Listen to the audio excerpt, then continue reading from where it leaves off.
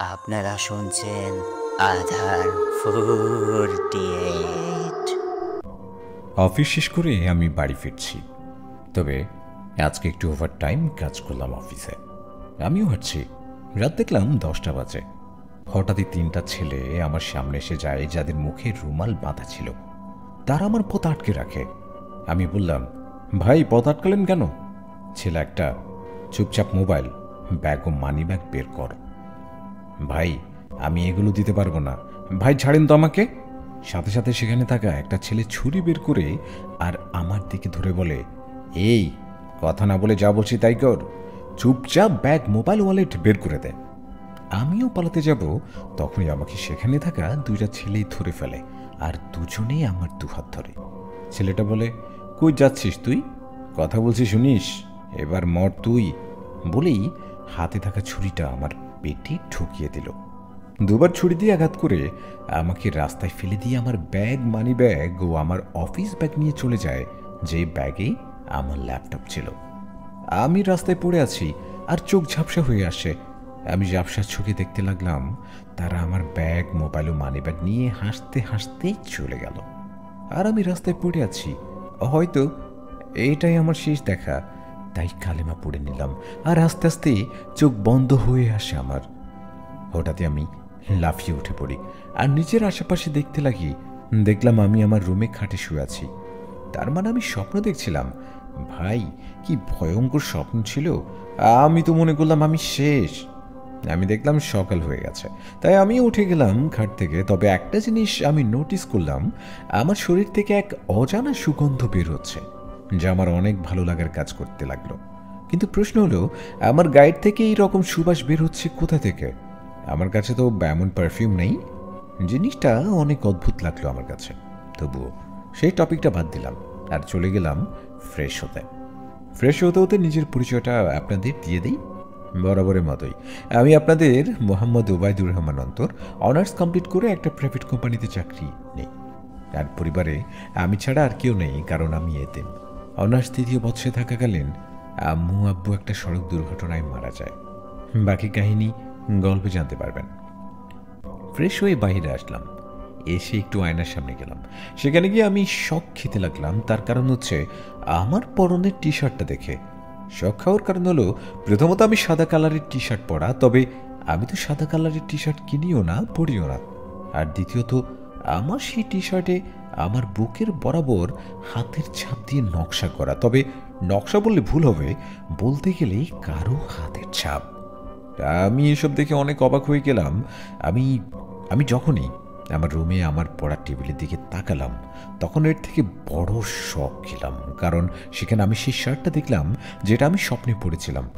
আর আমাকে ছিনতাইকারীরা আঘাত করে ফেলে যায়।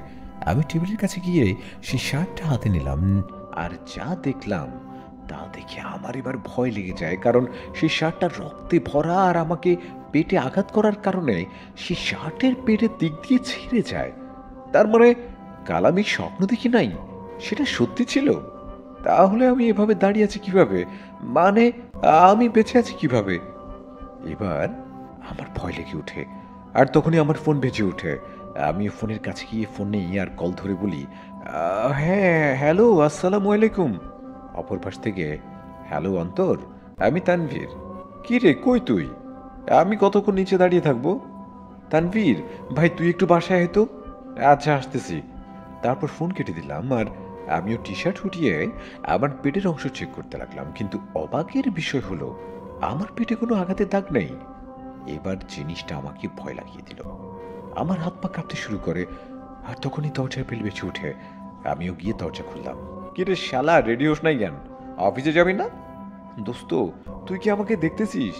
আজব তো, এটা কি ধরনের প্রশ্ন? না দেখলে কথা কিভাবে বলি? আর রেডি হোস নাই কেন? হয়তো তানবীরকে জিজ্ঞাসা করাটা ভুল হয়েছে, কারণ আমি একটা মুভিতে দেখেছিলাম বন্ধু বন্ধুর আত্মাকে দেখতে পায়। তার মানে আমাদের সাথেও একই কাহিনী হচ্ছে নাকি? তানভীর বলে, এই শালা, কি ভাবিস তুই? তানভীরের কথা শুনে আমার ঘোর কাটলো, তবুও আমার হাত পা কাঁপছে। তানভীর বলতে লাগলো, যা তাড়াতাড়ি রেডি হয়ে আয়। আমিও চলে গেলাম রেডি হতে। রেডি হয়ে আমার মাথায় আরো একটা প্রশ্ন একটা জেগে উঠলো। আমার ফোন তো কাল ছিনতাই করে নিয়েছিল, যখন তারা ছিনতাই করে নিয়ে গেছিল স্বপ্নে, তাহলে আমার কাছে আসলো কিভাবে? পরে দেখি বালিশের সাথে আমার ওয়ালেটও, আর খাটের ডান পাশে আমার অফিস ব্যাগও। এইসব দেখে মনের মধ্যে এক অজানা ভয় ঢুকে গেল। আমি দৌড়ে রুম থেকে বেরিয়ে যাই আর তানভীর চলে গেলাম অফিসে। অফিসে যেতেই আমাদের দুজনকে আমাদের কিছু কলিগ গুড মর্নিং উইশ করে, তা দেখে নিশ্চিত হলাম আমি বেঁচে আছি। কিন্তু মনে এখনো প্রশ্ন থেকেই গেল, আমাকে তো ছুরি দিয়ে আঘাত করা হয়েছিল, তাহলে আমি আমি বেঁচে আছি কিভাবে? আর যদি বেঁচেও থাকি, তাহলে আমার পেটে সেই ছুরির দাগগুলো কোথায়? আর সবচেয়ে বড় কথা, আমাকে রাস্তায় ছুরি দিয়ে আঘাত করে ফেলে রাখা হয়েছিল। তাহলে তাহলে আমি বাড়িতে কি করে গেলাম? সিরিয়াসলি, আমার সাথে এটা ভূতের কাণ্ড ঘটে গেল। আজ বৃহস্পতিবার, তাই অফিসে হাফ ডে, তাই অফিসও দুপুরে শেষ হয়ে যায়। তাই আমি আর তানভীর বেরিয়ে যাই আর তানভীরের বাইকে করে বাড়িতে যেতে লাগি। আমরা রাস্তায় যেতেই দেখলাম অনেক মানুষ ভিড় জমে আছে। আর অবাকের বিষয় হলো, আমি সেই রাস্তায় আছি যে রাস্তায় আমাকে ছিনতাইকারীরা ধরে আর আমাকে ছুরি দিয়ে আঘাত করে ফেলে যায়। কিন্তু ঠিক সে জায়গায় আজ এখন অনেক মানুষের ভিড়, আর মানে প্রায় অনেক মানুষ মিলেই সেই জায়গায় ঘিরে রেখেছে। আমি বলি, তানভীর, সামনে কি হয়েছে রে? এত ভিড় কেন? তানভীর বলে, জানি না, চল তো দেখি কি হয়েছে। তারপর তানভীর বাইক এক জায়গায় দাঁড় করিয়ে নেয় আর আমরা নেমে সেই ভিড়ের দিকে যাই। আমি বলি, ভাই, এখানে কি হয়েছে? লোকটা বলে, এখানে 3জন খুন হয়েছে ও তাদের লাশই রাস্তায় ফেলে যাওয়া হয়। পুলিশকে খবর দেওয়া হয়, এখন তারা এসে তদন্ত করছে। কথাটা শুনে খটকা খেয়ে গেলাম। আসলে শহরে খুন ছিনতাই এসব বেড়ে গেছে, কিন্তু এখন মনে ভয় ঢুকে গেল, কারণ কাল একবার আমাকেও খুন করতে চেয়েছিল, কিন্তু ভাগ্যক্রমে বেঁচে গেলাম। কিন্তু কিভাবে বাঁচলাম তাই জানি না, আর সেটাই আমাকে অবাক করলো। আমিও তানভীরকে নিয়ে চলে যাই বাড়ির দিকে। তারপর তানভীর আমাকে বাড়িতে নামিয়ে চলে গেল, আমিও বাসায় ঢুকলাম। তারপর রুমে গিয়ে ফ্রেশ হয়ে নিলাম। তবে বারবার আজকের ঘটনাটা আমাকে বারবার ভয় লাগাচ্ছে। সন্ধ্যাবেলা আমিও রুম থেকে বেরিয়ে চলে গেলাম কিচেনে। সেখানে গিয়ে নিজের জন্য চা বানিয়ে, চাও হালকা পাতলা নাস্তা নিয়ে চলে গেলাম রুমে। সেখানে গিয়ে টিভি অন করে দেখতে লাগলাম আর নাস্তা করতে লাগলাম। নাস্তা শেষ, আমিও রুমে গিয়ে অফিসের ফাইল নিয়ে ব্যস্ত। রাতের বেলা আমিও খাবার খেয়ে নিলাম আর চলে গেলাম রুমে। সেখানে গিয়ে মনে পড়লো কাল শুক্রবার, কাল অফিস বন্ধ। তাই আমিও ফোন নিয়ে ব্যস্ত হয়ে পড়ি। প্রায় 12টা পর্যন্ত মোবাইল নিয়ে ব্যস্ত হয়ে থাকি। তারপর ফোন অফ করে চার্জ দেই আর আমিও খাটে শুয়ে পড়ি। যখনই লাইট অফ করলাম, মনে হলো কেউ আমার রুমে আছে, মানে আমি কাউকে আমার রুমে অনুভব করছি। সাথে সাথে লাইট জ্বালিয়ে দিলাম, কিন্তু কেউ তো নেই। আবার যখনই লাইট অফ করলাম, মনে হচ্ছে কেউ তো আমার রুমে উপস্থিত আছে। আমিও গায়ে কাঁথা মুড় দিয়ে শুয়ে পড়ি। তবে মনে এক অজানা ভয় কাজ করতে লাগলো। প্রায় 5 মিনিট পর হঠাৎ মনে হলো কেউ আমার কাঁথা টানলো। আমিও কাঁথা আরও মুড়ে শুয়ে পড়ি আর ঘুমিয়ে পড়ি। প্রায় রাত 2টা, আবার ঘুম ভেঙে যায়। আমি একটু নড়তে নেই, আর তখনই মনে হলো কেউ আমাকে বাম পাশ থেকে জড়িয়ে ধরে আছে। আমিও কাঁথা গায়ে থেকে সরাই আর পাশে তাকাই। এরপর যা দেখলাম তা দেখে ভয় না পেয়ে পারলাম না, কারণ আমার বাম পাশে থেকে একটা মেয়ে আমাকে জড়িয়ে ধরে আছে, যে কিনা সাদা জামা পরে আছে। দেখার সাথে সাথে আমিও লাফিয়ে উঠে পড়ি আর সেই মেয়েটা থেকে দূরে সরে যাই। তবে আমার পুরো শরীর কাঁপতে লাগলো। প্রথমত রাতের বেলা আমার পাশে একটা মেয়ে শুয়ে আছে, আর সে আমাকে জড়িয়ে ধরেছিল, অথচ আমি তাকে চিনি না, জানি না। আর বড় প্রশ্ন হলো, কে এই মেয়ে? আমার শরীর প্রচুর কাঁপতে লাগলো, কারণ হঠাৎ করে কেউ একজনকে দেখে ভয় না পেয়ে পার পাবো না। দ্বিতীয়, সে এক অচেনা মেয়ে। আমি ভয়ে ভয়ে বলতে লাগলাম, কে কে কে কে কে আপনি? আরে এখানে কি করেন? মেয়েটা বলতে লাগলো, আমাকে দেখে ভয় পেয়ে গেলে নাকি? ভয় পেও না, আর আমার নাম জাফরিন। আমি বলি, এটা তো ঠিক আছে, কিন্তু আমার বাড়িতে কি করেন আপনি? জাফরিন বলতে লাগে, আমার যে জায়গা ভালো লাগে আমিও সেই জায়গায় যাই। যেমন তোমার বাড়ি ভালো লাগলো, তাই আমি তোমার বাড়িতে চলে আসি। আমি বলি, কি, আপনি কি চোর নাকি? দাঁড়ান, আমি পুলিশকে ফোন দিচ্ছি। এটা বলেই আমি যখনই সামনে আগাতে যাব, তখনই সে হুট করে আমার সামনে এসে দাঁড়ায়। আমি প্রায় অবাক হয়ে গেলাম। সে মাত্র আমার খাটে ছিল, আর এখন হুট করে আমার সামনে এসে দাঁড়ালো। আমি এবার ভয় পেয়ে গেলাম, কারণ এটা ভুতুড়ে কাণ্ড ঘটে গেল আমার সাথে। আস্তে আস্তে করে পিছিয়ে উল্টা হাঁটতে লাগলাম। কি হলো? আরে ভয় পেও না, আমি বললাম তো আমার কোনো ক্ষতি করব না। আমি আবার জিজ্ঞেস করলাম, আপনি আপনি কে? ভয়ের মধ্যে মুখ দিয়ে কথাও বের হচ্ছে না আমার। জাফরিন বলতে লাগে, আরে আরে এত ভয়ের কি আছে? রফ, উল্টা হাঁটো কেন তুমি? এবার মনে হচ্ছে আমি হয়তো স্বপ্ন দেখছি, তাই নিজেকে নিজে থাপ্পড় দিতে লাগলাম জাগানোর জন্য। জাফরিন বলে, আরে নিজেকে থাপ্পড় দিচ্ছ কেন তুমি? দেখুন আপু, আমাকে ছেড়ে দেন, আমার না কেউ নেই, আমি বাঁচতে চাই, আপু আমাকে ছেড়ে দেন। জাফরিন বলতে লাগলে, প্রথমত আমি পড়ি, তুমি যেভাবে আমাকে কথা বলতেছো মনে হয় তোমাকে আমি মারতে আসলাম। আর দ্বিতীয়ত আমাকে আপু ডাকছো কেন? আমি বললাম, এটা আমার জন্মগত অভ্যাস, আমাকে ছেড়ে দেন, প্রয়োজনে বাড়ি আপনি নিয়ে নেন। জাফরিন বলল, তোমাকে বললাম ভয় না পেতে, কিন্তু তুমি কথাই শুনছো না।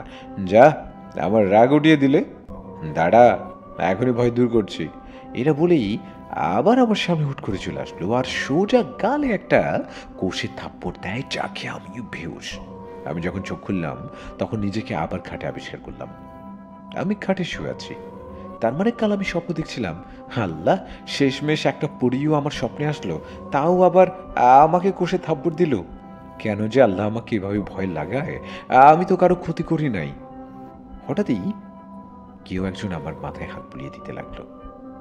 আমি সাথে সাথে লাফিয়ে উঠি আর দেখি কাল রাতে সাদা জামা পরা সেই মেয়েটা, মানে সেই পরীটা, যেটা আমাকে কষে একটা থাপ্পড় মেরে বেহুশ করে দিয়েছিল। আমি খাট থেকে উঠে দৌড় দেই আর রুম থেকে বেরিয়ে যখনই সামনে যেতে নিব, হুট করে আমার সামনে এসে পড়ে। জাফরিন বলে, হেই, তোমার সমস্যা কি? আমাকে দেখে এভাবে ভয় পাচ্ছ কেন তুমি? আমি আরে ধুর, ভয়ের মধ্যে আমার মুখ দিয়ে কথাও বেরোচ্ছে না। সাথে সাথে সে আমাকে ঝাপটে ধরে। জাফরিন বলতে লাগে, তুমি কেন আমাকে এত ভয় পাও? আমি তো পড়ি, আমি তো তোমার কোনো ক্ষতি করলাম না, বরং তোমাকে বাঁচালাম, আর তার প্রতিদান এই দিচ্ছ তুমি। আমাকে বাঁচালেন মানে? জাফরিন আমাকে ছেড়ে দেয়। জাফরিন বলে, সেদিন রাতে তোমাকে রাস্তায় আহত অবস্থায় পড়ে থাকতে দেখি। পরে আমি তোমাকে দেখে তোমার কাছে গিয়ে আমার শক্তি দিয়ে তোমার ক্ষতস্থান ঠিক করি। তবে তুমি বেহুশ ছিলে, তাই আমিও তোমাকে তোমার বাড়িতে এনে তোমাকে খাটে শুইয়ে দেই আর তোমার রক্ত মাখা শার্টটা পরিবর্তন করে দেই, আর আমার শক্তি দিয়ে একটা গেঞ্জি তৈরি করে তোমাকে পরিয়ে দেই। আমি যদি তোমার ক্ষতি করার চিন্তা করতাম তাহলে সেই রাতে তোমার ক্ষতি করতে পারতাম, কিন্তু আমি তো কোনো কারণ ছাড়া কারো ক্ষতি করতে পারবো না। আমি মেয়েটার কথা শুনে থ হয়ে গেলাম। তার মানে ও আমাকে বাঁচিয়ে সেদিন রাতে নিয়ে এসেছে। আমি এবার কি বলবো বুঝতে পারছি না। আমি এতক্ষণ যাকে ভয় পেয়ে পালাচ্ছিলাম, আর সে কিনা আমার বেঁচে থাকার কারণ। আমি বলি, আপনি, মানে আপনি তো বললেন আপনি আমার বাড়ি ভালো লাগার কারণে এখানে থাকেন, তাও কাল আসছেন আপনি, তাহলে কিভাবে কি করলেন? জাফরিন বলে, হ্যাঁ, ঠিক বলছো, তোমার বাড়িটা আমার ভালো লাগছিল, তাই আমি এখানে থাকি। তবে মনে করে দেখো, আমি কাল বলিনি, বরং আমি 7 দিন আগে থেকেই থাকি এই বাড়িতে। আমি বলি, 7 দিন আগে থেকে মানে? জাফরিন বলে, হ্যাঁ, আমি তোমার বাড়িতে থাকি 7 দিন হলো। এতদিন থেকেও তোমাকে বুঝতে দিইনি তুমি ছাড়াও ওই বাড়িতে আরও একজন থাকে। তবে ওই রাতে তুমি বাড়ির সময় মতো আসনি বলে আমিও সেই রাতে বাড়ি থেকে বেরিয়ে তোমাকে খুঁজতে লাগি, আর তোমাকে রাস্তায় পড়ে থাকতে দেখি আমিও তোমার কাছে যাই। এর পরের প্রায় কাহিনীটা তো তুমি জানো। আমি তোমাকে খাটে রেখে চলে গেলাম সেই ছিনতাইকারীগুলোকে খুঁজতে, যারা তোমাকে রক্তাক্ত করে রাস্তায় ফেলে তোমার জিনিস নিয়ে যায়। আমিও তাদের খুঁজে বের করে তোমার জিনিসপত্র নিয়ে নেই আর ওদের শেষ করে দেই। জাফরিনের মুখে কথাগুলো শুনে আমি অবাক হয়ে গেলাম। তবে সে কি বলল ছিনতাইকারীদের শেষ করে দেয় মানে কি? আমি জিজ্ঞেস করলাম, ছিনতাইকারীদের শেষ করে দেন মানে? জাফরিন বলে, মানে তাদের মেরে ফেলি, শেষ করে দিলাম তাদের। আমি আমি বললাম, কি, আপনি খুন করেছেন? কেন তাদের শেষ করলেন আপনি? জাফরিন বলল, কারণ তারা শুধু একজন মানুষকেই আঘাত করেনি, তারা আমার ভালোবাসায় আঘাত করলো, তাই তাদের মরতে হলো। আমি বলতে থাকি, ভালোবাসা মানে কি বলছেন আপনি? ওরা কি আপনার ভালোবাসায় আঘাত করলো নাকি? আর আপনার ভালোবাসাও কি আপনার সাথে আসছে? জাফরিন বলে, হ্যাঁ, ওরা আমার ভালোবাসায় আঘাত করে। আর আর আমার ভালোবাসা আসেনি। আমি নিজে একজনকে আমার ভালোবাসা বানালাম। আমি বলি, ও তাহলে তো ভালোই। তবে সেও কি আপনাদের মতো? জাফরিন বলে, না, সে একজন মানুষ। তবে তাকে আমি খুব ভালোবাসি, আর তাকে আমি হারাতে চাই না। যে করেই হোক তাকে আমি পেতে চাই। আমি বলি, ও এত ভালোবাসেন তাকে? যাক, সমস্যা নেই। আপনি আমাকে বাঁচালেন, তাই আমি আপনাকে এই ব্যাপারে সাহায্য করব, কিন্তু একটা কথা রাখবেন। জাফরিন বলে, বলো, কি কথা তোমার? আমি বলি, আমি না আসলে আপনি হুট করে সামনে চলে আসেন, যেটা দেখে ভয় পাই। আপনি চাইলে আমার বাড়িতে থাকতে পারেন, কিন্তু হুট করে আসাটা যদি একটু বন্ধ করতেন আর কি। জাফরিন বলে, ঠিক আছে, তবে আমাকে একটা প্রমিস করতে হবে। কি প্রমিস করতে হবে আবার? আমি যাকে ভালোবাসি তাকে যে করেই হোক আমার করে দিতে হবে।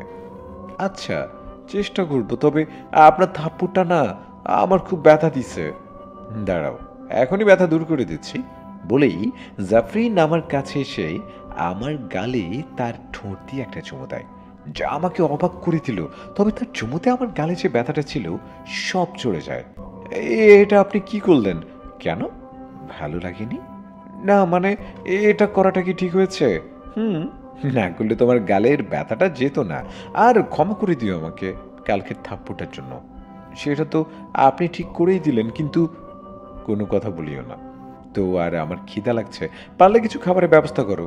অনেকদিন চুরি করে খাবার খাইতে হয়েছে, আর চুরি করে খাইতে পারবো না আমি। কি, আপনি খাবার চুরি করতেন? কিন্তু কার? জাফরিন বলে, কার আবার? যে বাড়িতে থাকি সেই বাড়ির খাবার খেতাম। এখন কথা না বলে কিছু আনো। আমি বলি, জি আচ্ছা। তারপর চলে গেলাম কিচেনে। সেখানে গিয়ে কোনো মতে দুজনের জন্য ব্রেকফাস্ট রেডি করি, তারপর টেবিলে নিয়ে যাই আর বসে পড়ি। আমরা দুজনে নাস্তা করতে লাগলাম। জাফরিন বলে, আচ্ছা আমরা কি আজকে ঘুরতে যেতে পারি? আসলে এই বাড়িটা থাকতে থাকতে অনেক বিরক্ত লেগে গেছে। আমি বলি, আচ্ছা ঠিক আছে, নিয়ে যাব। তবে আমি দুপুরে নামাজে যাব, তারপর নামাজ থেকে এসে আমরা দুপুরে খেয়ে রেস্ট নিব, এরপর বিকেলে ঘুরতে যাব। জাফরিন বলে, ঠিক আছে।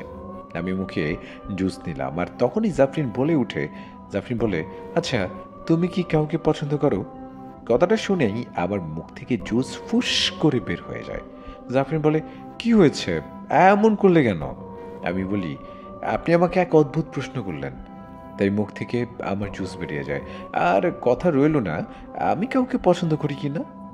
সেটাও তো ভুলেও না, কারণ আমার মতো ছেলেকে কে পছন্দ করবে? আমার চেহারা দেখেছেন? এই চেহারায় মেয়েরা কখনোই আকর্ষিত হবে না, বরং তারা ঘৃণা করবে। জাফরিন বলে, তোমাকে একটা কথা বলি, চেহারায় সব হয় না রে পাগল।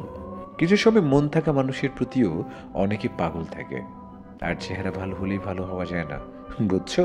আমি বললাম, বাহ, আপনি মানুষ না হয়েও মানুষের মতো কথা বললেন, কিন্তু যে কথাটা বলছেন না সেটা আমি আজ পর্যন্ত দেখলাম না, আর আমারও এইসব করার ইচ্ছে নেই, আমি একাই ঠিক আছি।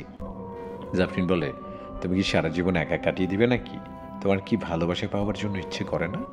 আমি বলি, ভালোবাসা পেতে ইচ্ছে করে, কিন্তু আমি একা থাকতে বেশি পছন্দ করি, আর হ্যাঁ, আমি সারা জীবন একা কাটিয়ে দিতে পারবো। জাফরিন বলে, দেখা যাবে আপনি কিভাবে একা থাকেন। আমি বলি, আচ্ছা ঠিক আছে, তবে একটা প্রশ্ন, আপনি এখানে কেন আসলেন? আপনার কি পরিবার নেই? জাফরিন বলে, হ্যাঁ, আমার পরিবার আছে। আসলে আমি পালক থেকে পালিয়ে আসছি। পরিপালক হয়ে আমি সেখান থেকে পালিয়ে আসছি। কি, কিন্তু কেন? জাফরিন বলে, আসলে আমার পরিবার আমাকে বিয়ে দিতে চাইছিল, কিন্তু আমি বিয়ে করতে রাজি ছিলাম না। তারা আমাকে জোর করে বিয়ে দিতে চেয়েছিল, কিন্তু আমি চাই না।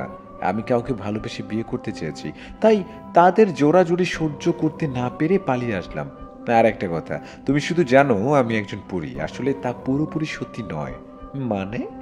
জাফরিন বলে, আসলে আমি শুধু পরী নই, বরং পরিপালকের রাজকুমারী, আর আমার আব্বু আম্মু হচ্ছে পরিপালকের রাজা আর রানী। কি, মানে আপনি পরিপালকের রাজকুমারী? তাহলে তো আপনাকে আপনার আব্বু আম্মু খুঁজবে, আর যদি তারা আপনাকে আমার এখানে পায় তাহলে তো আমি শেষ।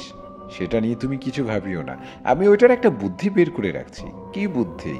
জাফরিন বলে, আছে, সেটা পরে বলবো, তুমি এটা নিয়ে ভয় পেও না। আমি থাকতে তারা কেন, কেউই তোমার কোনো ক্ষতি করতে পারবে না। জাফরিনের কথাগুলো আমার মাথার উপর দিয়ে গেল।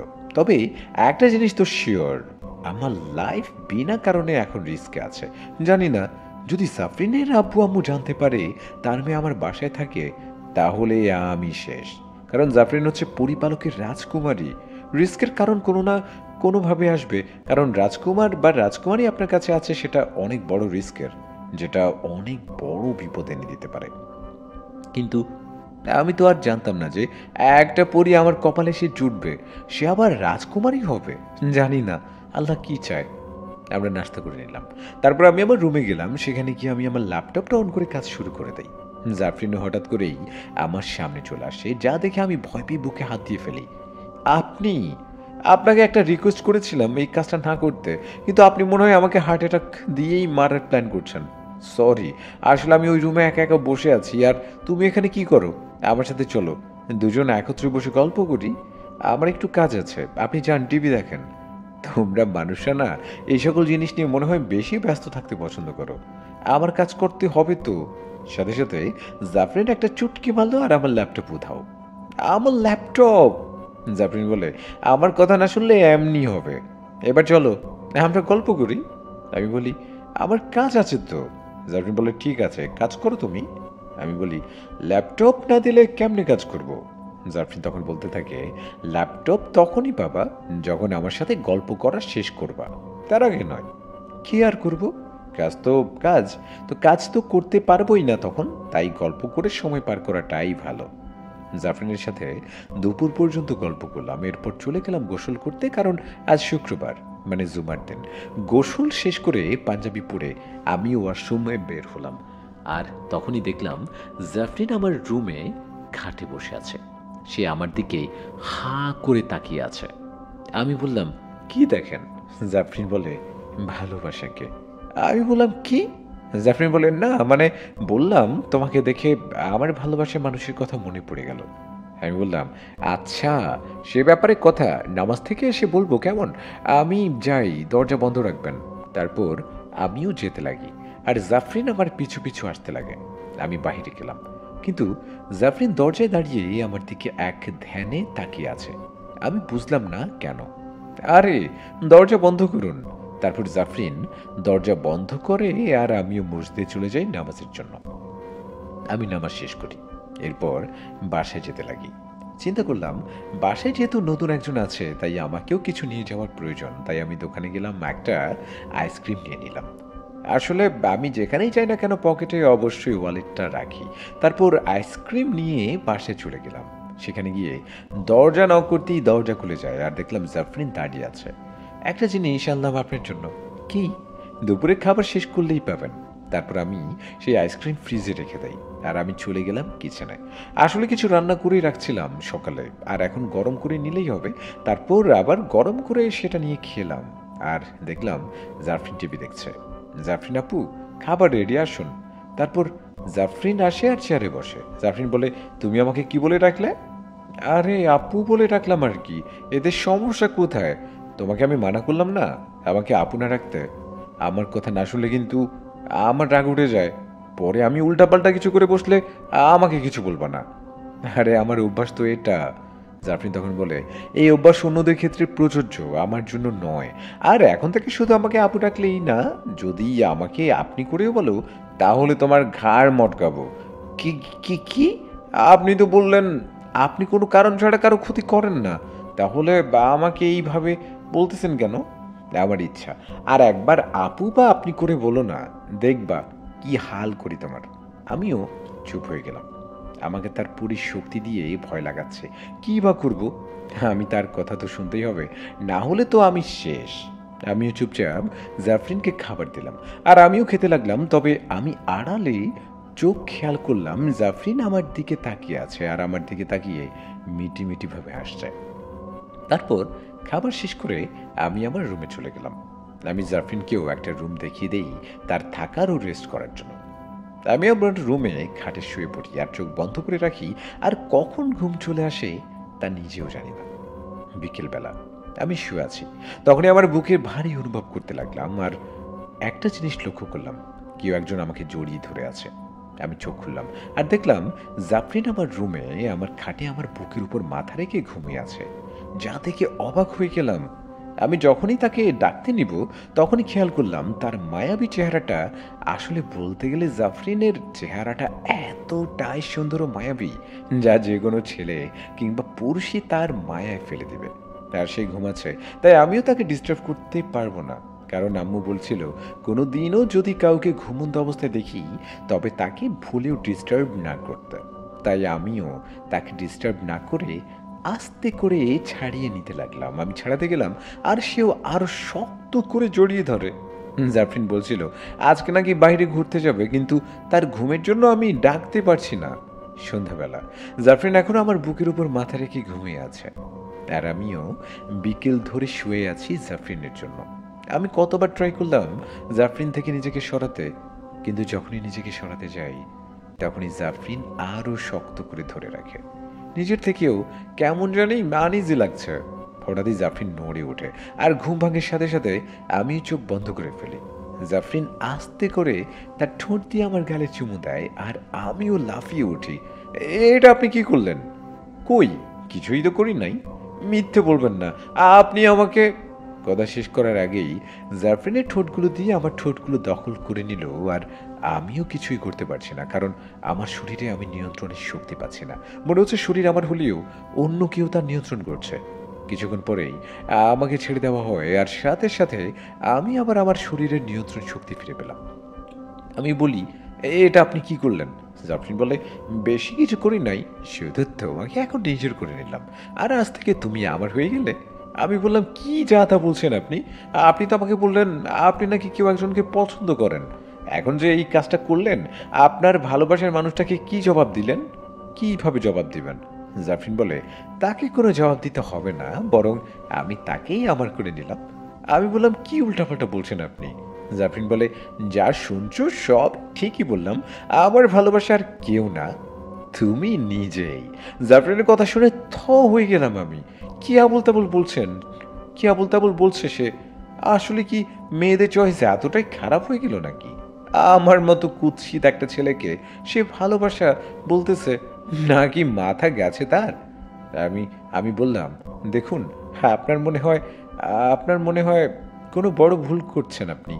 আপনার ভুল হচ্ছে কোথাও। জাফরিন বলে, কোনো কথা আমি শুনতে চাই না। এখন বলো, তুমি নিজের থেকে আমার হবে নাকি আমাকেই কিছু করতে হবে? আমি বললাম, আমার মধ্যে কিছুই নেই। তাহলে কেন আপনি আমাকে ভালোবাসবেন? জাফরিন বলে, তোমার মধ্যে কিছুই নেই সেটা কে বলল? আর কথায় কথায় নিজেকে ছোট করে দেখো কেন তুমি?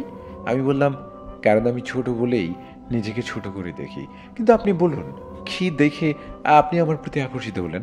জাফরিন বলে, তোমার মন মানসিকতা দেখে, যেটা যে কাউকেই তোমার প্রতি আকর্ষিত করবেই। আমি বললাম, আমার মন মানসিকতা দেখে মানে? জাফরিন বলে, তোমার আচার আচরণ, সকলের সাথে ভালো ব্যবহার, বড়দের সম্মান করা, ছোটদের স্নেহ করা, আর সবচেয়ে বেশি যেটা ভালো লাগলো সেটা তোমার পবিত্র মন, যেখানে আমি কোনো কারণে কিছু খুঁজে পাইনি, অন্য কিছুই না। আমি বললাম, কেমনে বুঝলেন আমার মন পবিত্র কিনা? জাফরিন বলল, পরীদের কাছে এমন একটি শক্তি থাকে যা কাউকে ছুঁয়ে তার মনের সকল কথা জেনে নেওয়া যায়। আমি তোমার মনে আমার জন্য ভয় দেখলাম, যেটা আমি ভালোবাসা দিয়েই দূর করতে চাই। তবে আরও একটা জিনিস তোমার মনের মধ্যে আছে, আর সেটা নিয়ে অনেক সময় তুমি কান্নাও করো, আর সেটা হলো তোমার আম্মু আব্বুর কথা। আমি জানি তুমি তাদের কতই না মিস করো, কারণ আমি তোমার মনের কথাও জেনে নিয়েছি। জাফরিনের মুখে আম্মু আব্বুর কথা শুনে চোখে পানি চলে আসে, তাই আস্তে করে উঠে বারান্দায় চলে যাই আর ওইখানেই কান্না করে দিলাম। আসলে আব্বু আম্মুকে আমি অনেক মিস করি, কারণ তারাই তো আমার সব ছিল। আমাকে বুঝতো, আমাকে আমার সকল ভালো খারাপ সম্পর্কে জানতো, আমাকে সঠিক সিদ্ধান্ত নিতে সাহায্য করত। কিন্তু আজ আমি এতিম, খেয়াল রাখার মতো কেউ নেই আমার। আমি কান্না করতে লাগলাম, আর তখনই জাফরিন এসে আমাকে জড়িয়ে ধরে। জাফরিন বলে, এই তুমি কান্না করছো কেন? তুমি তো আর একা না, আমি তো আছি তোমার সাথে। দেখো অন্তর, এভাবে কান্না করিও না, তোমার মনের অবস্থা আমি জানি। দেখো, এভাবে কান্না করে লাভ নেই তো, আর আমাকে একবার আপন করে নাও, কথা দিলাম কোনো দিনও তোমাকে ছেড়ে যাব না। আর তুমি প্লিজ কান্না থামাও। কিন্তু আমি কান্না করেই যাচ্ছি, আর কান্না করতে করতে বারান্দায় বসে গেলাম। কি করব আমি? জাফরিনের মুখে আম্মু আব্বুর কথা শুনে আম্মু আব্বুর কথা মনে পড়ে গেল আমার। আর তাদের আমার কতটাই না প্রয়োজন, কিন্তু তারা আজ আমার পাশে নেই। জাফরিন আমার কাছে বসে আমাকে শক্ত করে জড়িয়ে ধরে। জাফরিন বলে, এই তুমি প্লিজ কান্না থামাও, দেখো এভাবে কান্না করিও না। আর কেউ তুমি মনে মনে বারবার নিজেকে অসহায় একা মনে করছো কেন? আমি আছি তো, দেখো দেখো, কান্না বন্ধ করো তুমি। আমিও জাফরিনকে জড়িয়ে ধরি আর কান্না করেই যাচ্ছি। আমি বলি, আমি কেমন দোষ করলাম যার জন্য আব্বু আম্মু আমাকে এতিম বানিয়ে চলে গেল? তারা কি জানে না তাদের ছাড়া আমি অসহায়? আমি তো কোনো দিনও কারোর সাথে খারাপ ব্যবহার করি নাই বা কারো খারাপ চাই নাই, তাহলে আল্লাহ কেন আমাকে এতিম বানিয়ে দিল? আমারও তো আম্মু আব্বুকে প্রয়োজন। যখনই আমার বন্ধুরা তাদের আব্বু আম্মুর সাথে কথা বলে তখন তখন আমার অনেক কষ্ট হয়। আসলে আম্মু আব্বুই আমাকে বুঝতো, আমার সকল কিছুই জানতো। বিশেষ করে আম্মু আম্মু আমার বেশি খেয়াল রাখতো। আম্মু কোনো দিন তার ছেলের কষ্ট বা সামান্য আঘাত দেখতে পারতো না। আর আব্বু আব্বু আমাকে সবসময় মজা করে বকা দিত, যেটা আমার বিরক্ত লাগতো। কিন্তু আর সেই আব্বুকে আমি মিস করছি। আমার জীবনে কি অসহায়ের মতো বেঁচে থাকা লিখে রাখলো নাকি আল্লাহ? আমার কি আম্মু আব্বুর প্রয়োজন নেই? তাহলে কেন আমার থেকে তাদের দূর করে দিল? কান্না করতে বললাম, সাথে জাফরিনও কান্না করে দিল। জাফরিন আমাকে শক্ত করেই জড়িয়ে ধরে আছে। সে আমাকে সান্ত্বনা দিতে থাকে। জাফরিন বলে, এই এভাবে কান্না করে নাকি? আর কে বলেছে তুমি অসহায়? কেউ নেই তোমার? তোমার কেউ না? দেখো, এভাবে কান্না না করে উঠো আর চলো ফ্রেশ হয়ে নাও। আমি দেখি তোমার জন্য কিছু নাস্তা করতে পারি নাকি। আমি বললাম, আপনি কান্না করছেন কেন? জাফরিন বলে, আমার কলিজা কান্না করছে, সেটা দেখে কেমনে নিজেকে শান্ত রাখতাম, তাই তাই আমি কান্না করে দিলাম। আর উঠো, যাও ফ্রেশ হয়ে নাও। আর আজ থেকে আমাকে আপনি করে বললে তো খবরই আছে, আমার নাম ধরে রাখবা, আমাকে তুমি করে বলবা, বুঝছো? আমি বললাম, দেখা যাক। তারপর উঠে গেলাম আর চলে গেলাম ফ্রেশ হতে। ফ্রেশ হয়ে রুমে দেখি জাফরিন রুমে নাস্তা নিয়ে বসে আছে, তবে তার চোখে পানি। আপনি কান্না করছেন কেন? যান ফ্রেশ হয়ে আসুন। তারপর জাফরিন আমার রুমে ওয়াশরুমে চলে যায় আর ফ্রেশ হয়ে আসে। তারপর দুজনে নাস্তা করতে লাগলাম। জাফরিন বলে, এই দেখি হা করো তো। মানে? জাফরিন বলে, যা বলছি তাই শোনো, আমাকে রাগাইও না। সাথে সাথে জাফরিন আমাকে নাস্তা খাইয়ে দিতে লাগলো, আমিও নাস্তা খেতে লাগি। জাফরিন বলে, কেমন মানুষ তুমি? আমি বললাম, আমি আবার কি করলাম? জাফরিন তখন বলতে লাগলো, আমি তোমাকে নাস্তা খাইয়ে দিলাম আর তুমি নিজেও খাচ্ছ, আমাকেও খাওয়াই দিলে কি হয়? আমি বুঝতে পারলাম আমার ভুলটা, তাই আমিও জাফরিনকে নাস্তা খাইয়ে দিতে লাগলাম, মানে দুজন দুজনকে নাস্তা খাইয়ে দিতে লাগলাম। নাস্তা শেষ। আচ্ছা, আপনি এক জামা পরেই থাকেন? কি? আমি বললাম, না মানে আপনাকে এই জামায় দেখলাম তো, তাই বললাম আর কি, না হলে চলেন আপনার জন্য কিছু কিনে আনি। তারপর জাফরিনকে নিয়ে চলে গেলাম তার জন্য কিছু কেনাকাটা করার জন্য। আসলেই এই প্রথম আমি কোনো মেয়ের পিছে টাকা খরচ করতে লাগলাম। শপিং শেষ করে বাড়ি আসলাম। জাফরিন একজন পরী, তাই তার পছন্দ অবশ্যই সাদাই, কিন্তু মানুষের দুনিয়ায় একজন মানুষকে সবসময় সাদা পোশাক পরতে দেখলেই সমস্যা।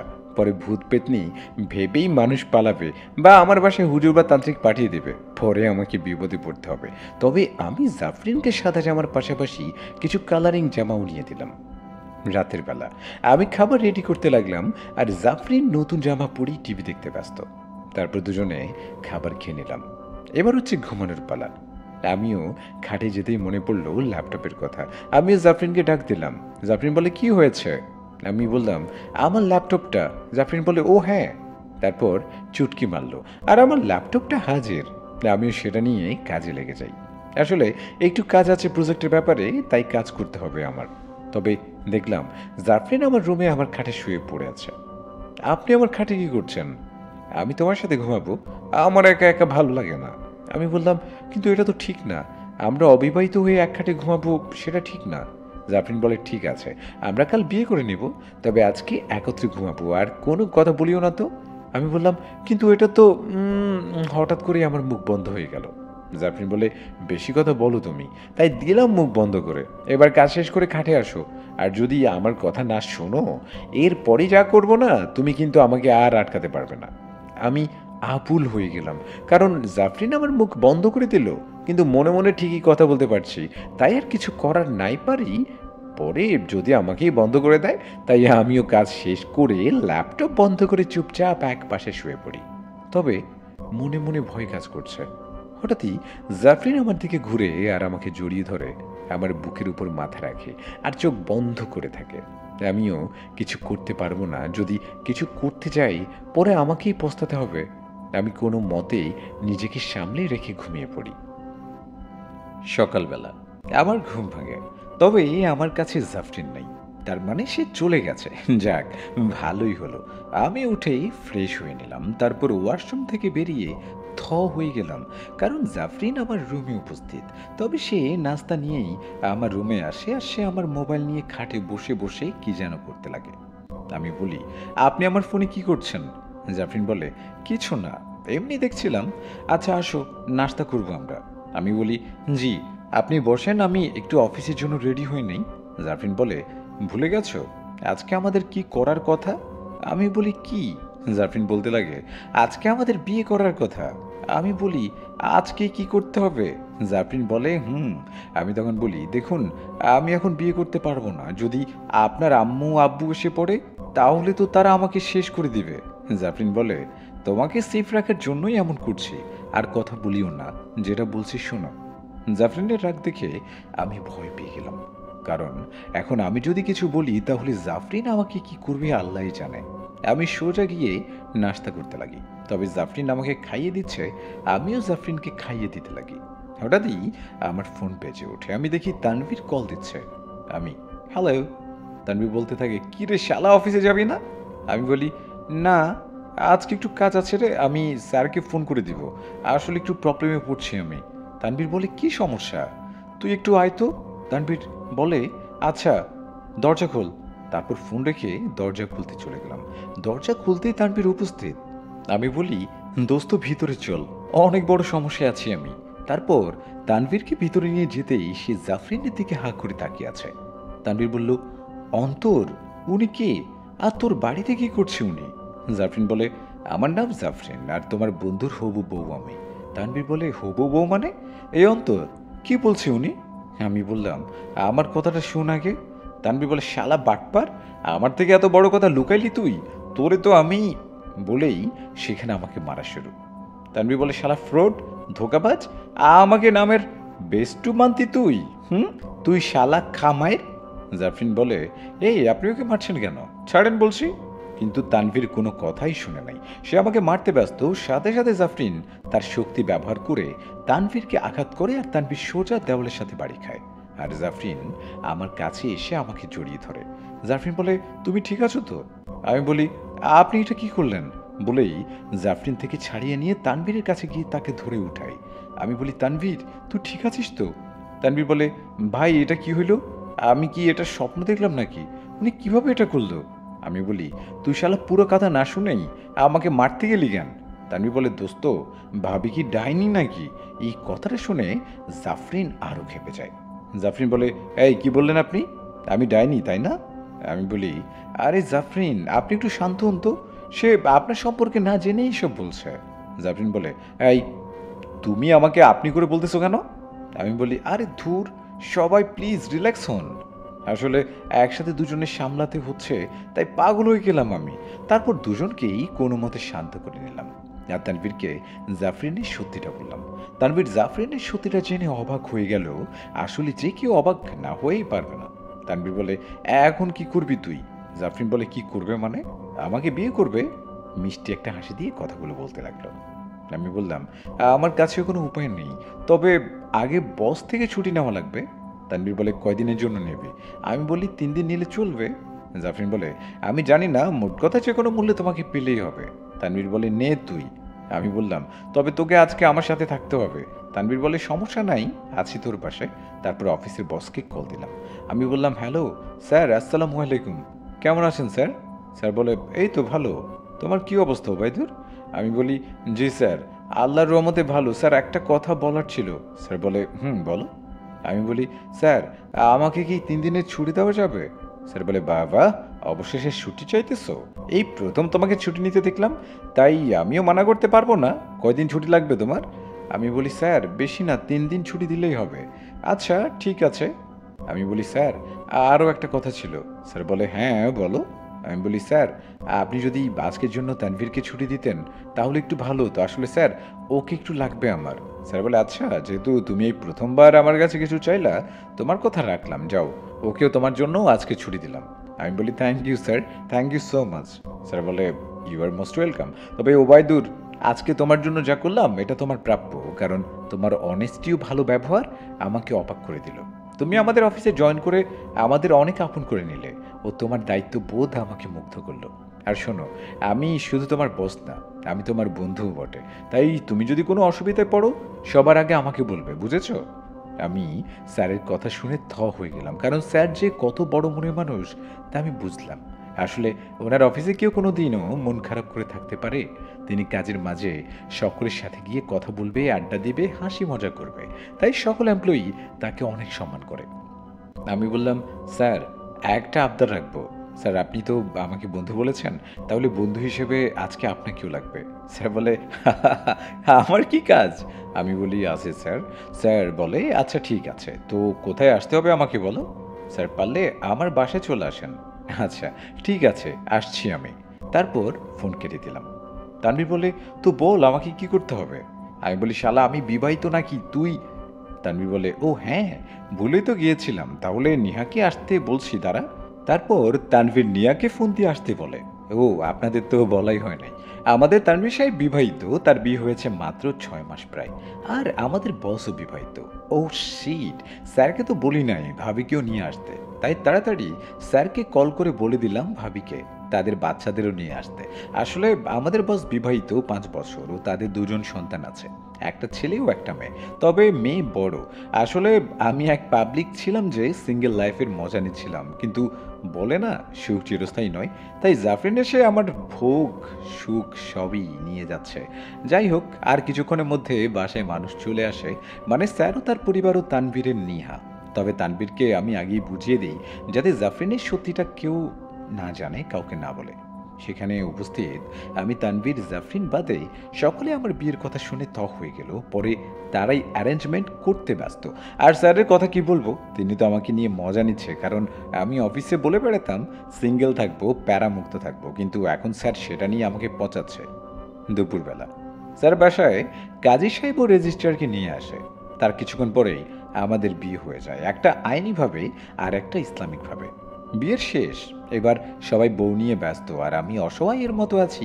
তারপর দুপুরে আমাদের খাবার শেষ করে নিলাম সবাই। সন্ধ্যায় আমরা সবাই বসে বসে, আর স্যার ব্যস্ত আমাকে পচাতে। বিশ্বাস করেন রাসেল ভাই, যা ধোয়া ধুইছে তানভীর আর স্যার মিলে নতুন বউ সামনে, ইচ্ছে করছিল কচু গাছের সাথে ফাঁসি দিয়ে মরি। আমার একটু ইজ্জতও অবশিষ্ট রাখলো না। আমরা নাস্তা করে আবারও আড্ডায় মেতে থাকি। রাতের বেলা সকলে মিলে রাতের খাবার খেয়ে নিলাম। তারপর সবাই একে একে বিদায় নিতে লাগলো। তবে স্যার বিদায় নেবার আগে আমাকে ইচ্ছে মতো পচিয়েছে। সবাই চলে গেল ঘরে, আমি আর জাফরিন। আমি রুমে গিয়ে ফ্রেশ হয়ে শুয়ে পড়ি, আর জাফরিনও ফ্রেশ হয়ে এসে আমার পাশে এসে আবার বুকে মাথা রেখে আমাকে জড়িয়ে ধরে শুয়ে পড়ে। জাফরিন বলে, আজ থেকে তুমি আমার হয়ে গেলে আর আমিও তোমার হয়ে গেলাম, কখনো আমাকে ছেড়ে যাবে না, আর আমাকে বেশি বেশি ভালোবাসবে, বুঝছো? আমি বললাম, হ্যাঁ হ্যাঁ হ্যাঁ, আমাকে বাধ্য করে তোমার ভালোবাসার মায়ায় ফেলে এখন বলতেছো তোমাকে ছেড়ে যেতে না। এখন তুমি চাইলেও আমি আর তোমাকে ছাড়তে পারবো না। তুমি যখন আমার হয়ে গেলে ঠিক তেমনি আমিও তোমার হয়ে গেলাম। তবে মনে কেন জানি এক অজানা ভয় কাজ করছে। জাফরিন বলে, চিন্তা করিও না, আমি আছি তোমার পাশে, আমি থাকতে কেউ তোমার কোনো ক্ষতি করতে পারবে না। এভাবে ভালোবাসার মাধ্যমে আমরা 3টা মাস কাটিয়ে দিলাম। 3 মাস পর, অন্তর, এই অন্তর, উঠো না, সকাল হয়েছে তো, কি অফিসে যাবে না নাকি? আমি বললাম, যাব। জাফরিন বলে যে, কখন যাবে? উঠো, আমি নাস্তা রেডি করে তোমাকে ডাকতে আসলাম। জাফরিনের জোরাজুরিতে আমি উঠে চলে গেলাম ফ্রেশ হতে। ফ্রেশ হয়ে এসে চলে গেলাম নাস্তা করতে।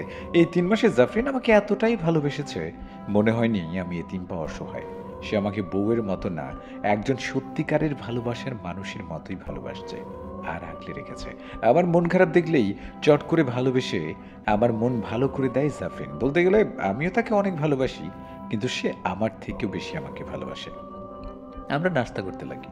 আমি বললাম, আজকে যেহেতু বৃহস্পতিবার মানে হাফ ডে, তাই আমিও দুপুরে চলে আসব, কিন্তু চিন্তা করছি আমরা বিকালে ঘুরতে গেলেও শপিংয়ে গেলে কেমন হয়। জাফরিন বলে, সত্যি? খুশি হয়ে বলতে লাগলো। আমি বললাম, নাকি তুমি যাইতে চাইছো না? জাফরিন বলে, যাবো না মানে? আমি তো নিশ্চয়ই যাব। খুশি হয়ে কথাগুলো বলতে লাগলো। আমি তখন বললাম, ওকে ওকে। তারপর নাস্তা করে আমি অফিসের জন্য রেডি হয়ে নেই। আমি দরজার কাছে যেতেই আমাকে আমার অফিস ব্যাগ, ওয়ালেট ও আমার মোবাইলটা দেয়। আমি বললাম, সাবধানে থাকবা, আর কোনো কিছু লাগলে আমাকে কল দিবা। আমিও যেতে নেই। জাফরিন বলে, এই যে মিস্টার, কিন্তু ভুলে গেছেন কিছু? আমি বললাম, ও সরি। তারপর ছোট্ট করে জাফরিনের কপালে একটা চুমু দিলাম আর বিদায় নিয়ে চলে গেলাম অফিসে। সেখানে আমিও দুপুর পর্যন্ত কাজ করি। আমি অফিসে আসার পর জাফরিন প্রতিদিন 10টায় একবার হলেও কল দিবে, কিন্তু আজ দিল না। আমি অফিস শেষ করে বাড়ি গেলাম, কিন্তু বাড়ির দরজা বন্ধ। আমি জাফরিনকে কল দিতে লাগলাম, কিন্তু সে না কল ধরছে না, দরজা খুলছে। তাই আমিও, আমার কাছে একটা বাড়তি চাবি ছিল, সেটা দিয়ে ঘরে ঢুকি। আমি পুরো বাড়ি চেক করি, কিন্তু জাফরিনকে পেলাম না। বাড়ির ভিতর থেকে লকও ছিল, নাকি লক করে জাফরিন বের হয়েছে। আচ্ছা, একটু দেখি।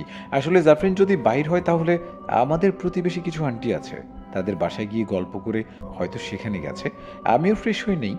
ফ্রেশ হয়ে এসে আমি খাটের উপর জাফরিনের মোবাইল পেলাম, হয়তো সে ভুলে রেখে গেছে। আমি আমার ড্রেস চেঞ্জ করে বেরিয়ে পড়লাম জাফরিনের খোঁজ করতে। আমি প্রথমে আমাদের পাশের বাড়ির আন্টির কাছে গেলাম। আমি বললাম, আন্টি। আন্টি বলল, কে? আন্টি, আমি অন্তর। জাফরিন কি আপনাদের বাড়িতে? আন্টি দরজা খুলে বলে, আরে অন্তর, ভিতর আসো বাবা। আমি বললাম, না আন্টি, আসবো না। আচ্ছা, জাফরিন কি আপনাদের বাড়িতে? না বাবা, ও তো আমাদের বাড়িতে আসে নাই। কেন বাবা, কি হয়েছে? তেমন কিছু না, আসলে জাফরিনকে পাচ্ছি না তো, তাই মনে করলাম হয়তো আপনাদের বাড়িতে আসছে। চিন্তা করিও না বাবা, ওকে পেয়ে যাবা। জি আন্টি। আচ্ছা আন্টি, আমি আসি, আর যদি জাফরিন আপনাদের বাড়িতে আসে তাহলে আমাকে একটা কল দিন। আচ্ছা, ঠিক আছে বাবা। তারপর আন্টি থেকে বিদায় নিয়ে আমাদের আশেপাশের প্রতিবেশীর সকলের থেকে জাফরিনের খোঁজ নেই, কিন্তু সবাই বলে তাদের কাছে জাফরিন আসেনি। অন্যদিকে জাফরিন তাদের প্রাসাদের তার রুমে বেহুশ অবস্থায় শুয়ে আছে, কারণ প্রায় 8 মাস পর জাফরিনের পরিবার জাফরিনকে খুঁজে পায়। তারা জানতে পারল যে জাফরিন কোথায় আছে ও কার সাথে আছে। জাফরিনের আব্বু ভালো করেই জানতো তাকে হোঁশে রেখে তাদের পরিপালকে আনা যাবে না, তাই প্রথমেই তারা জাফরিন যে বাড়িতে থাকে সেই বাড়িতে গিয়ে জাফরিনকে বুঝতে না দিয়ে জাফরিনকে বেহুশ করে ফেলে আর সোজা তাদের শক্তি ব্যবহার করে পরিপালকে নিয়ে আসে আর জাফরিনের রুমে তাকে শুয়ে দেয়। রাজা বলে, অবশেষে আমরা রাজকুমারী জাফরিনকে খুঁজে পেলাম। গার্ড বলে, জি, তবে উনি একজন ছেলে মানুষের সাথে বসবাস করত।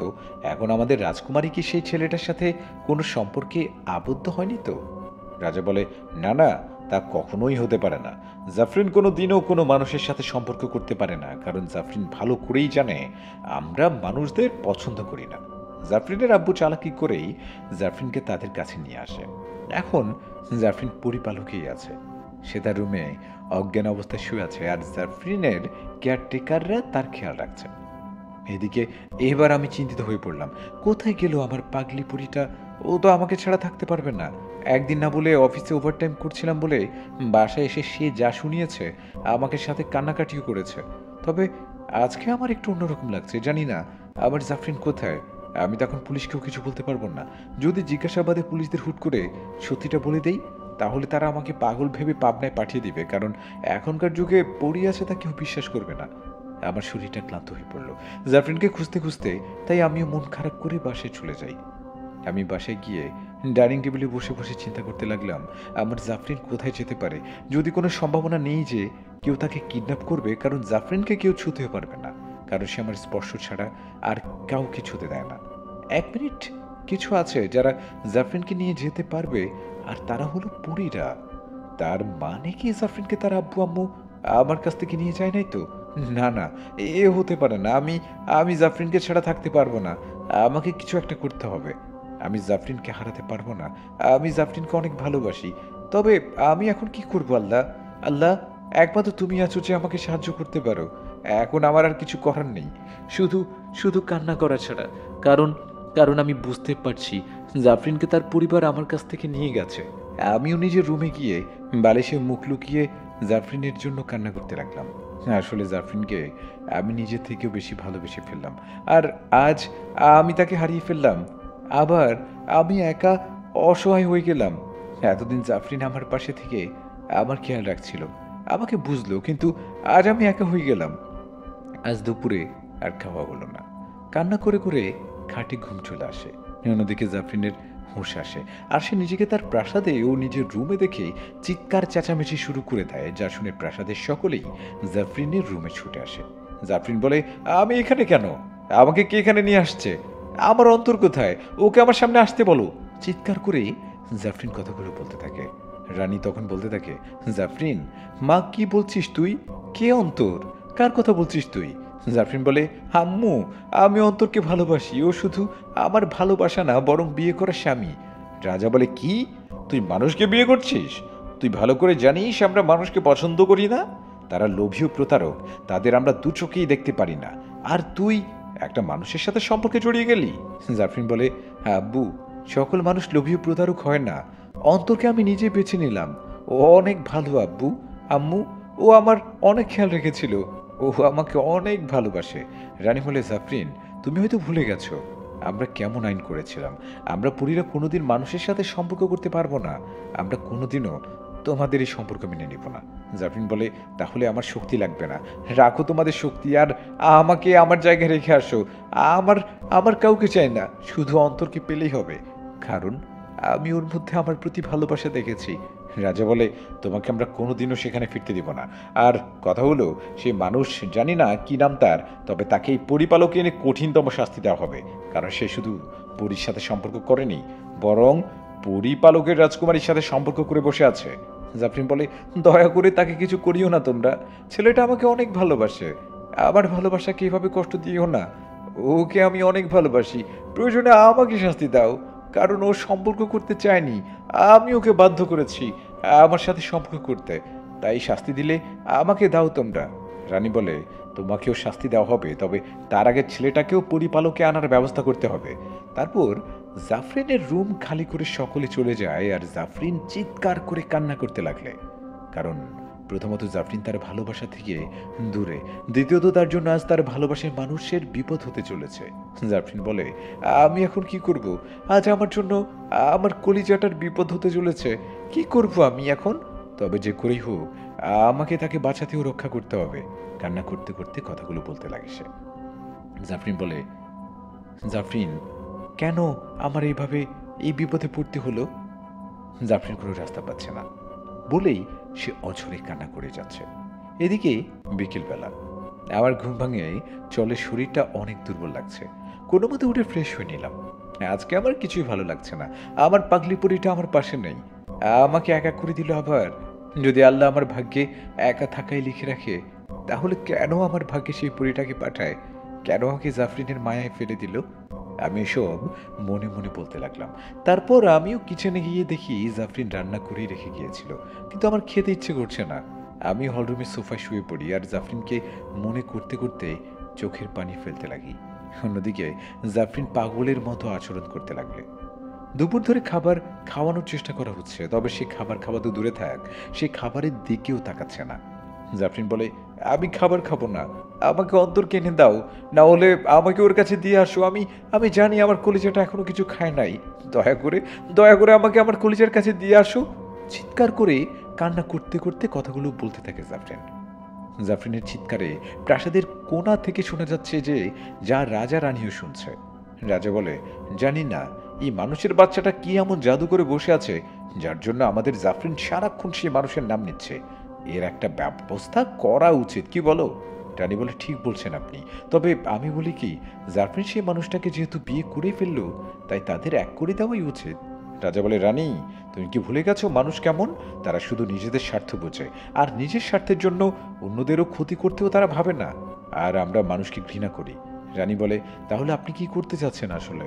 রাজা বলে, চিন্তা করছি জাফরিনের বিয়ে দিব। রানী বলে, অসম্ভব। জাফরিন তো বলে দিয়েছে সে সেই মানুষটাকে বিয়ে করে সম্পর্ক করে রেখেছে। তাহলে কিভাবে তাকে আমরা আরও একবার বিয়ে দিব?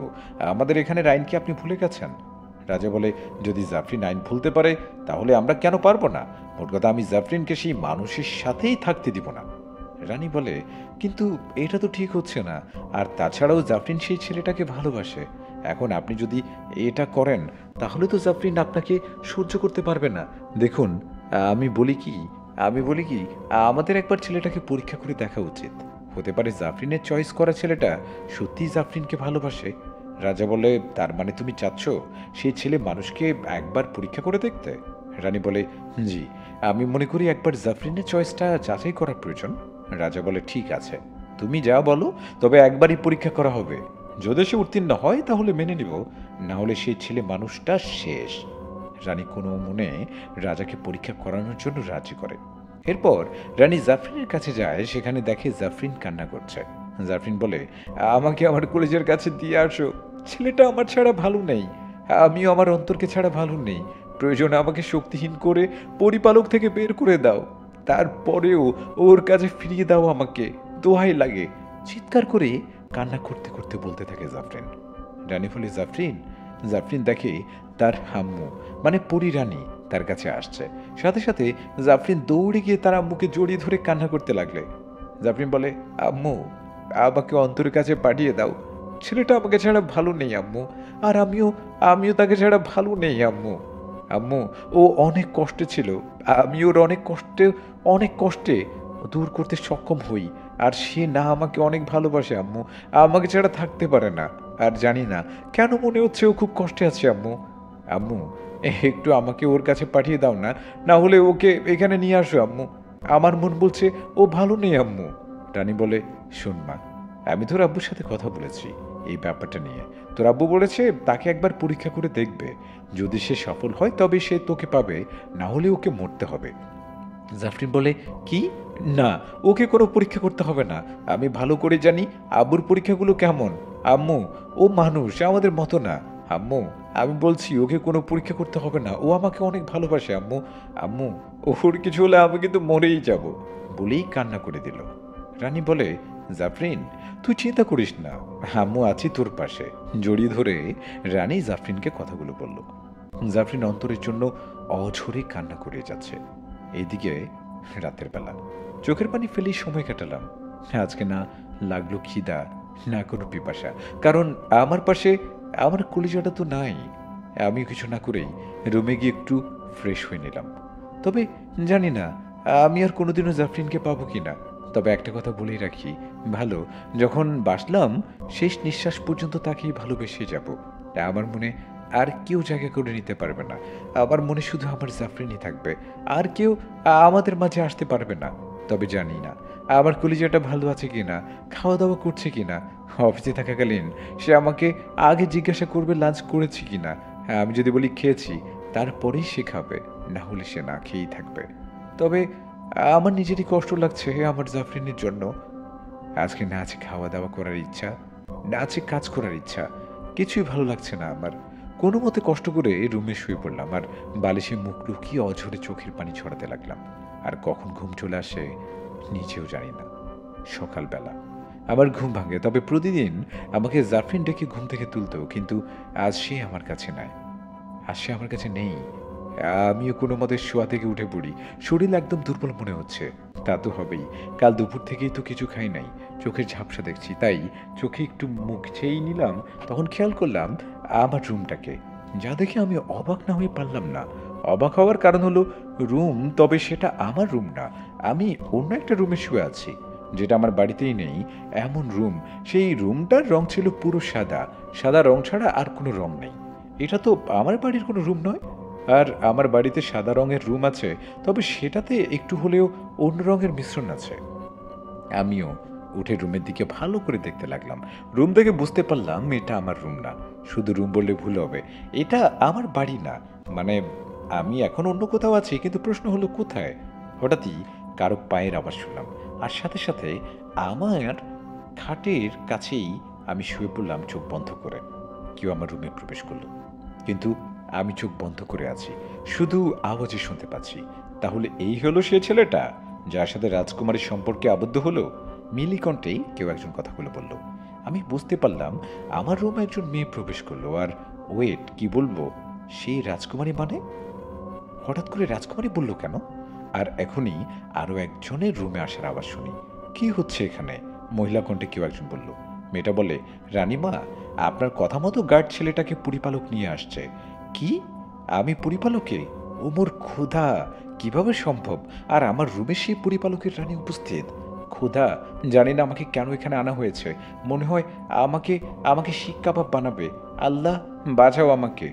মনে মনে কথাগুলো বলতে লাগলাম। রানী বলে, ঠিক আছে, এবার তুমি যাও এখান থেকে। মেয়েটা বলে, জি। তারপর দরজার আওয়াজ শুনলাম, মানে সেই মেয়েটা চলে গেল। আমার হৃৎপিণ্ড জোরে জোরে কাঁপতে শুরু করে।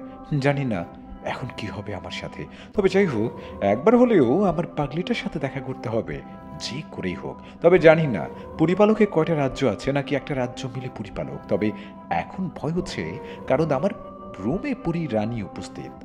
জানি সে আমার শাশুড়ি কিনা। ধুর, কি কি থেকে কিসে চলে যাচ্ছি আমি? হঠাৎই মনে হলো কেউ আমার খাটে বসছে, তার মানে রানী বসছে।